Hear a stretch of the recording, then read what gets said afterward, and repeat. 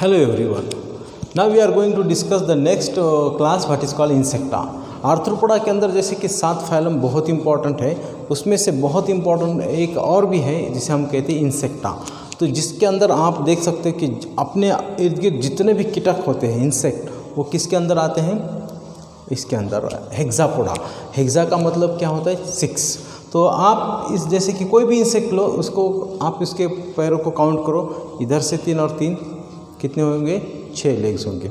अब देखो इम्पॉर्टेंट ये है कि बहुत से स्टूडेंट को कन्फ्यूजन होता है कि यहाँ पे अगर हम देखेंगे कि स्कॉर्पियन या फिर स्पाइडर, तो घर के अंदर आपने स्पाइडर देखा होगा, तो मकड़ी जाल बुनती है तो उसको 8 लेग्स होंगे, जबकि जितने भी इंसेक्ट है तो इनको कितने लेग्स होंगे? 6।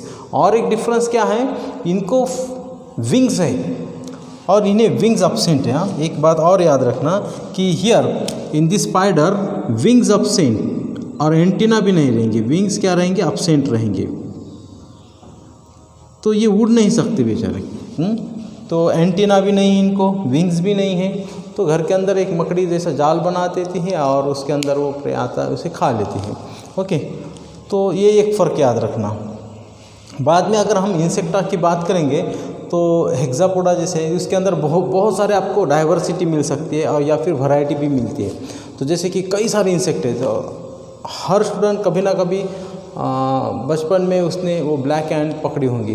तो चींटी पकड़ते हैं आप, या फिर उसके पैर को अगर हम पकड़ते तो उसके पैर टूट जाते हैं, क्योंकि वो आर्थ्रोपोडा है, जॉइंटेड लेग से ईजिली टूट जाते हैं वो। तो उसके अंदर बहुत सारे वैरायटीज़ आपको मिल सकते हैं। तो जैसे बटरफ्लाई तो सबसे खूबसूरत है, सब लोगों ने देखे हैं। तितली कई तरह से रंग बिरंगे उनके कलर्स होते हैं और इधर उधर उड़ती रहती है। और सबसे इम्पॉर्टेंट इसका रोल क्या है? These are very important for pollination. तो मतलब अगर हम बटरफ्लाइज की बात करेंगे तो पॉलिनेशन में इनका बहुत बड़ा रोल होता है। They will transfer the pollen from one flower to another, anther to stigma. तो बहुत इंपॉर्टेंट इनका रोल होता है। किसका? हेक्सापोडा में बटरफ्लाइज का। तो बटरफ्लाइज बायलैटरल सिमेट्रिकल है, ये सब लोगों को पता है। Butterflies okay. तो बहुत सारे आपने देखे होंगे। और इनके जो माउथ पार्ट्स होते हैं वो कैसे होते हैं? सकिंग टाइप, पियर्सिंग टाइप, मतलब वो हनी सक कर लेते फ्लावर से और फिर जब उड़ते हैं दूसरे तरफ तो पॉलिनेशन भी करते हैं। ठीक है, तो बटरफ्लाई भी इसके अंदर आता है, इंसेक्टा के अंदर। दूसरा इसका एग्जाम्पल है फ्लाइज। घर के अंदर हमारी जो मक्खी होती है, हाउस फ्लाई, मस्कस बोलते हैं उसे साइंटिफिकली, मस्का डोमेस्टिका। अब इसकी खासियत क्या है कि ये क्या है? सैप्रोफैगस है। सैप्रोफैगस का मतलब it only feeds on liquid diet. वो भी ऐसे सक करते रहते हैं, जैसे शक्कर, शुगर, जो भी लिक्विड होता है खाती रहती है। बट यहाँ पे इतना याद रखना कि हाउस फ्लाई जो होती है, it carries many germs from this fecal matter or dust, everything, and to food, and if you not cover our food it will transport many diseases। तो ये बहुत सारे जो डिसीज़ होते हैं वो ट्रांसफ़र करने का काम करती है। कौन? हाउस फ्लाई, मक्खी।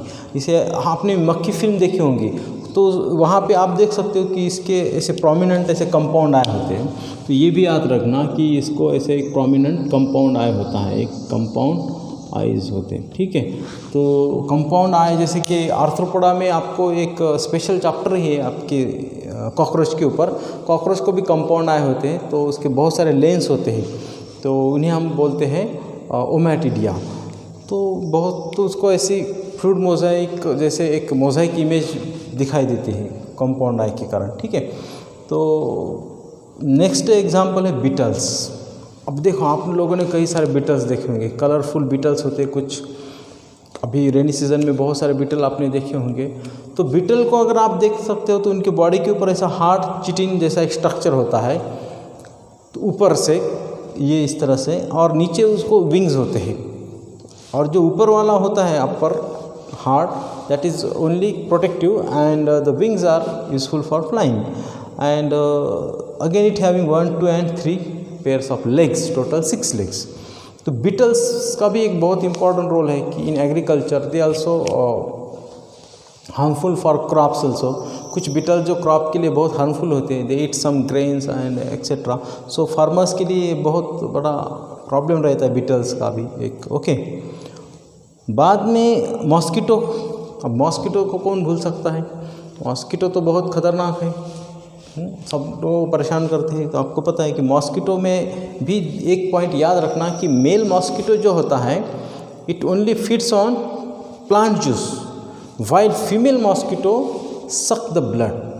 तो ये 2 पॉइंट याद रखना कि जो मेल मॉस्किटो होता है वो प्लांट जूस के ऊपर फीडिंग करता है और जो फीमेल मॉस्किटो होती है वो ब्लड सक करती है, ठीक है। And as you know that mosquito are transfer many disease like malaria. तो यहाँ आप और मलेरिया के बारे में देख सकते हो कि जैसे कि फीमेल एनाफिलस मॉस्किटो जो होती है तो वो कौन सा डिसीज़ स्प्रेड करती है, malaria. It is due to it carries protozoan that is called plasmodium vivax. तो देखो फीमेल एनाफिलस जो होती है वो अपने सलाइवा के भीतर एक प्रोटोजोआ को कैरी करती है। कौन सा प्रोटोजोआ, प्लाज्मोडियम। एक्चुअली इसका पूरा नाम क्या है, प्लाज्मोडियम वाइवैक्स। Okay, Plasmodium. वैसे तो इसकी भी बहुत सारी प्रजातियां हैं, तो हम बाद में एक और चैप्टर पता है आपको। प्लाज्मोडियम वाइवैक्स प्रोटोजोआ है, तो वो जिससे क्या होता है कि मलेरिया होता है। तो ये बहुत इंपॉर्टेंट है कि female Anopheles causes malaria, transfer the causative agent of malaria Plasmodium vivax। मतलब ये एक तरह से ट्रांसफ़र करने का काम करती है। एक्चुअली मलेरिया किससे होता है, प्लाज्मोडियम वाइवैक्स से होता है, और उसको ट्रांसफ़र करने का काम कौन करते हैं, फीमेल एनाफिलस करती है। बाद में एक दूसरा मॉस्किटो है जिसका नाम है क्यूलेक्स फाइलेरियासिस, याद रखना। एडिस इजिप्टिका, एडिस जो है मॉस्किटो वो डेंगू, येलो फीवर, चिकनगुनिया इसके वायरस को ट्रांसफ़र करता है। तो ये भी बहुत इंपॉर्टेंट है। डेंगू, येलो फीवर, चिकनगुनिया की जो वायरस ट्रांसफ़र करने का काम कौन करती है, एडिस मॉस्किटो। ओके, तो एक और इम्पोर्टेंट याद रखना कि मॉस्किटो जो आवाज़ करता है, कानों को ऐसा अलग सा उसका साउंड आता है, तो उसके अंदर ना एक यहाँ पे एंटीना के पास एक जॉन्स्टन्स ऑर्गन होता है। कौन सा ऑर्गन, जॉन्स्टन्स ऑर्गन, जिसे वो जो वाइब्रेट करता है साउंड, इसे कहते हैं हम ऑडिटरी ऑर्गन। ओके, तो ये भी एक याद रखना, जॉन्स्टन्स और auditory organ is present in antenna of this mosquito, so it create sound. Okay, बाद में कुछ और भी है जैसे कि लेसिफर लैक्का, लैक इंसेक्ट बोलते हैं। तो जो लैक बनता है तो उस लैक को हम गला कर उसको स्टैम्प में लगा देते हैं। जैसे बोर्ड के आपने पेपर्स पैकेट देखे होंगे तो स्टैम्प लैक लगा देते हैं। कुछ बैंगल्स के लिए भी इस्तेमाल करते हैं लैक्स। ओके, टॉयज़ के लिए भी बनाते हैं, बटन्स भी बनाते हैं, ऑर्नामेंट्स में भी यूज़ करते हैं। तो लैक आपको पता है, लाख जिसको मराठी में बोलते हैं। राजस्थान में लैक के बैंगल्स बहुत फेमस है लैक इंसेक्ट के। तो जो लैक बनता है तो वो कौन बनता है, लेसिफर लैक का इंसेक्ट। बाद में लोकस्ट, प्लांट पेस्ट। तो आपने देखा होगा कि ग्रास होपर जैसे कुछ लोकस्ट होते हैं जिसको मराठी में टोल धाड़ बोलते हैं। तो जब लाखों की तादाद में, हज़ारों तादाद में खेत पे आते हैं तो पूरी फसल को वो खा लेते हैं। तो उसे हम कहते हैं लोकस्ट। कॉकरोच के जैसे ही दिखाई देते हैं, ग्रास होपर की जैसे, सॉरी। जिनोप्सिला एक्टोपैरासाइट है रैट के ऊपर, रैट फ्ली जिसे बोलते हैं। तो इस तरह से वो डायग्राम देख सकते हैं आप, रैट फ्ली।